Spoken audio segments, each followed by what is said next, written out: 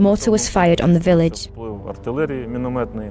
Через деякий час представники місцевої влади After some time, representatives of the local government appealed to us to either leave the village or surrender to the Russians, because the Russians promised to attack us until all the buildings in the village were destroyed. The more courageous guys, who weren't wounded and who were carrying weapons, managed to get to the corn and sunflower fields through the ravines, rivers and canals. Каналами їм вдалося вийти. Там більшість поранених або підірваних морально.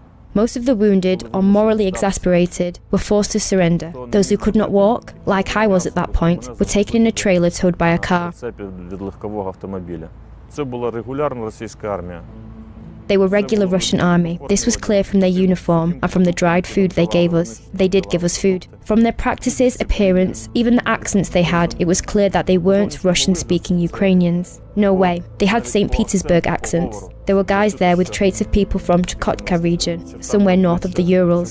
They were definitely Russian. We stayed there overnight, and 2 trucks arrived the next day carrying our wounded and prisoners. They filtered us all out. Those who were wounded were left in their positions. Those who were unharmed were sent back in the trucks. Even those who had insignificant wounds. They were taken away. It seemed as though Zaharchenko took them, and another convoy of medical vehicles came for us and took us out of the conflict zone. Медичних автомобілів і вивезли з зони бойових дій.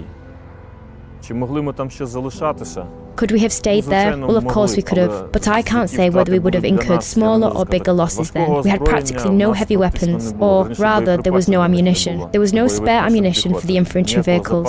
500 shots from the BMP was enough for 20 minutes of battle, and there was nothing to replenish them with. Поповнити їх було вже нічим. На сьогоднішній день, аналізуючи, я розумію, що, мабуть, іншого варіанту. Analysing it today, I understand that perhaps there was no other option than what happened. People look at this differently. Of course there were great losses, a lot of grief. These boys that came later, they already knew where they were going, what the consequences would be.